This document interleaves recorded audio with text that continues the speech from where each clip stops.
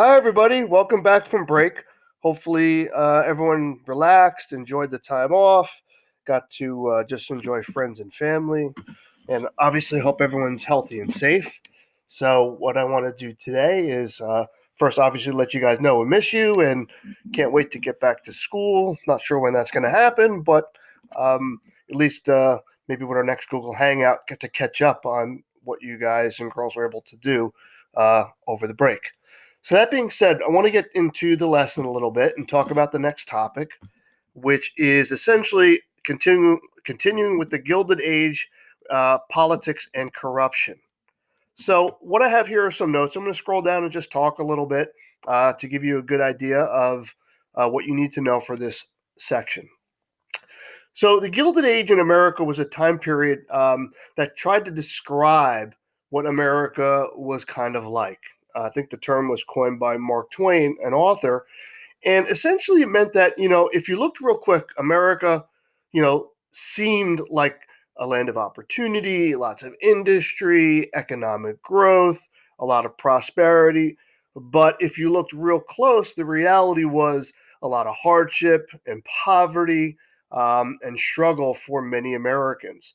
And that term was used to describe all the factors related to what was going on in America in the late 1800s, which again is known as the Gilded Age. Now, during this time period, we would see a president elected with a lot of hope and optimism. President Ulysses S. Grant was elected in 1868, and hopefully that's a name that sounds familiar to you because he was a very famous general and hero during the Civil War. That's in part why he was able to win the presidency. He was a beloved individual, particularly in the North, but also he would win the presidency not just because he was a Civil War hero, but because many African Americans who now had the right to vote would vote for Grant because they saw him as a liberator, as an individual that contributed to ending slavery. And so when he became president in 1868, there was a lot of optimism, but unfortunately, President Grant's time in office would not be one that is considered successful. You can kind of see here's a little bit of election map. There's President Grant. The red indicates the states that Grant won. The blue were the states that he lost. And overwhelmingly, you can see that he won the presidential election with a lot of support from many different states, both throughout the North and the South as well. But even though he was a popular president, his presidency goes down in history as a relatively unsuccessful presidency. In part, even though he was a general, he was not a very hands-on president. He appointed a lot of individuals to key positions that maybe weren't trustworthy or effective. He was the type of president that that wasn't proactive, but only reacted when necessary. And again, kind of a hands-off president. Unfortunately, many of the people that he appointed into office would end up hurting his reputation. There was a series of scandals that unfolded while he was president, and he would be associated with them. The most notable was the credit mobilier scandal. This is where a series of bribes and kind of unfair contracts were being handed out in the railroad development that was occurring out west. And when those scandals broke, that tarnished Grant's reputation even further. So he's kind of the beginning of a group of presidents that become known as the era of weak presidents.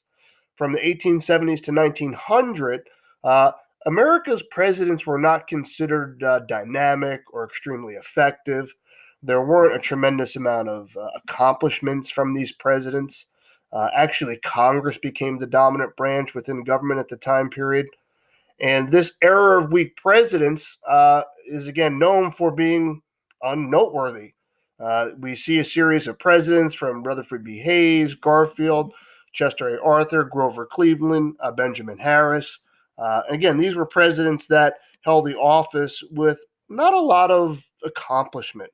The time period we saw things going on in the country, obviously the Industrial Revolution, urban expansion, but because a lot of weak leadership at the presidential level, we would see corruption. We would also see other institutions like political machines that we'll talk about in a little bit started to become more influential in local politics. And these presidents are often not remembered in terms of being significant. So, as we mentioned a moment ago, very rarely did people have any association with the federal government. Mostly your state and local governments were something you would have more involvement with during the late 1800s. Now, as a citizen, it's not very likely that you would have a lot of influence in government per se, or your mayor or elected officials were likely to listen to an individual. But what would emerge is something called political machines. These were unofficial organizations that popped up in many urban centers. And what these political machines were able to do is they were able to organize people, and they would get large groups of people to vote for a certain candidate. Often these political machines were led by like a party boss. And these political machines would essentially go out into the community and say, look, here's a candidate you should vote for. This is a candidate that's going to help you. And if you help me get this candidate elected, we can maybe make some improvements in your community, or maybe even get some favors in return. So these political machines were kind of a way that some candidates would get elected. And in return for the support of the political machine and its constituents, the political machines hoped that they would get favors in return, sometimes bribes, kickbacks, or very profitable contracts. Or they would sometimes even get certain things done in a community, maybe get a park built, something like that, where the voters would be happy. So these political machines were often corrupt and self serving, but there were times they did get things accomplished for the voters. They were generally seen as these corrupt systems led by corrupt party bosses. Probably the most influential was Boss Tweed, who dominated Tammany Hall, which was the political machine that ran over New York City and controlled much of New York politics and business for decades. And political machines became these institutions that politicians often had to deal with if they wanted to get elected. And again, this was just examples of, corruption and abuse during this time period during the Gilded Age.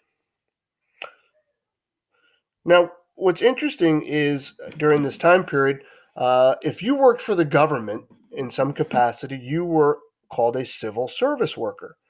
Some examples of civil service workers might be a policeman, teachers, sanitation, postal workers, building inspectors, any type of official job working for either the state or the city or the federal government, you are often considered a civil service worker. And the way you often got that job was not based on your skill or a quality that you had, but it was more about who you knew. You would often get these jobs because you knew someone, or maybe you did a favor for a politician, and you would be rewarded with a civil service job, not because of what your qualifications were, but because of what you did for someone or who you knew. And that became known as the spoil system. Um, and again, here's a little political cartoon kind of showing you voter comes in and essentially saying, hey, if you vote for me, I'll get you some type of government job. And that's kind of what the spoil system was. So again, on the surface, it may seem harmless. Hey, you did me a favor, get someone a job.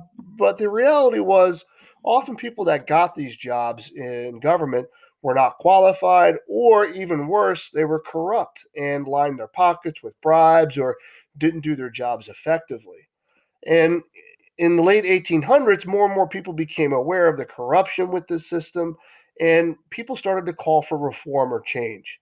And that led to what was known as the Civil Service Reform and the Pendleton Civil Service Act. And this was a law that basically stated no longer could you get a civil service job based on who you knew. You would now be compelled to take a test or have certain qualifications to get a civil service job. And this civil service reform and the Pendleton Civil Service Act made these changes. So in a sense, it ended the corruption between city officials and government employees. and it also put people in place that were more qualified for these jobs. And so these are just some of the, I guess, couple of key issues going on during the late 1800s with the Gilded Age in terms of some of the scandals and political issues that the country was dealing with. So what we're going to do now is you can sign off, and then when later on you can refer to the notes and answer some follow-up questions in the next activity based on these notes. Thank you, and hopefully see you guys soon in the Google Hangout.